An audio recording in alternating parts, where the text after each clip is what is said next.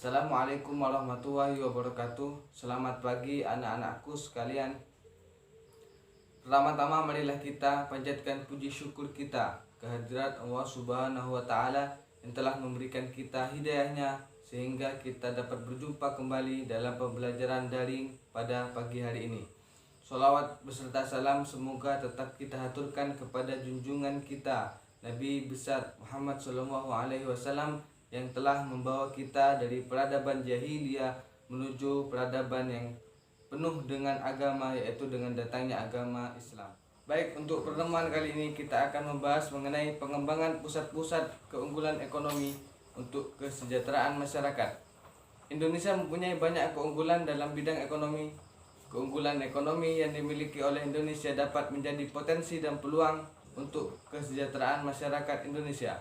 Pengelolaan keunggulan ekonomi yang tepat dapat bermanfaat bagi kesejahteraan masyarakat. Untuk mengetahui apa saja keunggulan ekonomi yang dimiliki Indonesia serta pengaruhnya bagi kesejahteraan masyarakat, marilah kita ikuti pembahasan berikut ini. Baiklah, yang pertama kita akan membahas mengenai pusat-pusat keunggulan ekonomi. Berikut ini adalah beberapa contoh pusat keunggulan ekonomi yang ada di Indonesia. Yang pertama ada PT Freeport Indonesia. Sebagaimana yang kita ketahui bersama bahwasanya PT Freeport Indonesia menambang, memproses dan melakukan eksplorasi terhadap biji yang mengandung tembaga, emas dan perak. Beroperasi di daerah dataran tinggi di Kabupaten Mimika, Provinsi Papua, Indonesia. Adapun kontribusi dan peranan PT Freeport Indonesia bagi negara diantaranya yang pertama menyediakan lapangan pekerjaan bagi sekitar 24.000 orang di Indonesia. Kemudian yang kedua menanam investasi sebesar 8,5 miliar US dollar untuk membangun infrastruktur perusahaan dan sosial di Papua, dan masih banyak lagi yang lainnya. Kemudian selanjutnya ada perusahaan tambang minyak negara atau PTMN. Kilang minyak adalah pabrik atau fasilitasi industri yang mengolah minyak mentah menjadi produk petroleum yang bisa langsung digunakan maupun produk-produk lain yang menjadi bahan baku bagi industri petrokimia. Ada beberapa perusahaan di Indonesia yang berkaitan dengan operasi kilang minyak ini. Perusahaan tersebut dapat dikategorikan sebagai salah satu pusat keunggulan ekonomi negara kita. Di antaranya yang pertama ada Kilang Pangkalan Berandan. Yang kedua ada Kilang Dumai Seipaknin di Riau. Yang ketiga ada Kilang Cilacap. Yang keempat Kilang Balikpapan. Yang kelima ada Kilang Kasim. Yang keenam ada Kilang Balongan. Yang ketujuh ada Kilang Cepu. Kemudian selanjutnya yang nomor 3 ada Batik Indonesia. Batik merupakan salah satu hasil ekonomi kreatif yang dikembangkan Indonesia dari sejak dulu. Beberapa wilayah di Indonesia menghasilkan kain batik berdasarkan ciri khas dari daerah masing-masing. Misalnya ada batik Solo, batik Yogyakarta, batik Pekalongan, dan lain sebagainya. UNESCO telah menetapkan batik sebagai warisan kemanusiaan untuk budaya lisan dan non-bendawi sejak tanggal 2 Oktober 2009.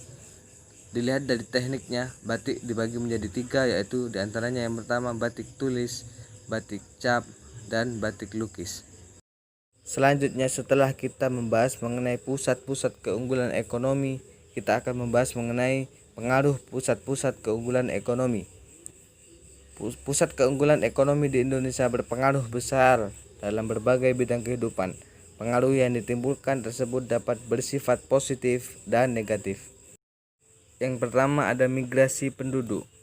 Perbedaan karakteristik ruang dan sumber daya yang dimiliki pada berbagai negara sehingga setiap negara memiliki keunggulan ekonomi, mendorong untuk melakukan mobilitas penduduk. Pergerakan tersebut mencakup pola pergerakan sumber daya berupa barang atau komoditas antar negara. Mobilitas penduduk adalah perbedaan penduduk dari satu tempat ke tempat lainnya. Mereka melakukan mobilitas untuk memperoleh sesuatu yang tidak tersedia di daerah asalnya. Alasan tersebut sangat beragam, tetapi umumnya karena alasan ekonomi. Kemudian yang kedua, yaitu transportasi. Dalam kegiatan transportasi, keberadaan pusat keunggulan ekonomi dapat membawa pengaruh besar Mobilitas penduduk dalam suatu negara atau antar negara tidak dapat dilakukan tanpa adanya sarana dan prasarana transportasi yang memadai. Untuk mendukung mobilitas penduduk antar negara, pemerintah membangun sarana jalan, bandara, pelabuhan, kapal laut, dan pesawat. Dengan tersedianya sarana tersebut, interaksi sosial, budaya, ekonomi antara penduduk negara di dunia ini dapat berjalan dengan baik. Jalinan jalan sangat penting dalam mendukung aktivitas sosial ekonomi masyarakat. Yang ketiga ada lembaga sosial ekonomi.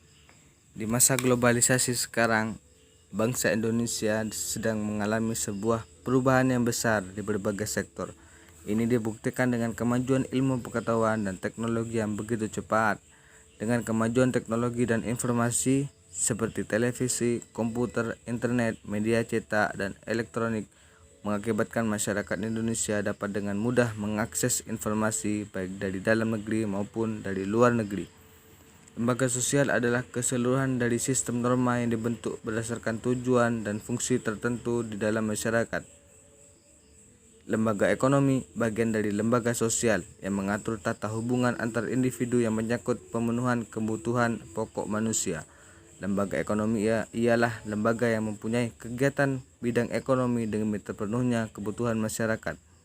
Keberadaan pusat keunggulan ekonomi juga berkaitan dengan kemunculan lembaga sosial ekonomi. Kemudian selanjutnya ada pendidikan. Globalisasi di bidang ekonomi akan mempengaruhi pendidikan penduduk suatu negara. Pendidikan bagian terpenting dari pembangunan nasional. Sumber daya manusia yang berpendidikan akan menjadi model utama pembangunan nasional, terutama untuk pembangunan atau perkembangan ekonomi. Setiap negara berusaha meningkatkan kualitas pendidikan agar menghasilkan sumber daya manusia yang kreatif, inovatif, dan mampu bersaing di tingkat internasional. Yang kelima ada bidang pekerjaan. Dengan tumbuhnya pusat-pusat keunggulan ekonomi, maka berdampak bertambahnya produksi barang dalam negeri meningkat. Apabila pusat keunggulan tersebut mampu menarik minat pasar luar negeri, kenaikan jumlah produksi tersebut berakibat pada bertambahnya kebutuhan tenaga kerja sehingga akan memperluas lapangan kerja. Terima kasih telah mengikuti pembelajaran pada pagi hari ini. Semoga ilmu yang disampaikan dapat bermanfaat. Wallahul muwaffiq ila aqwamit thoriq. Jangan lupa tetap memakai masker, jaga jarak, dan selalu cuci tangan. Wassalamualaikum warahmatullahi wabarakatuh.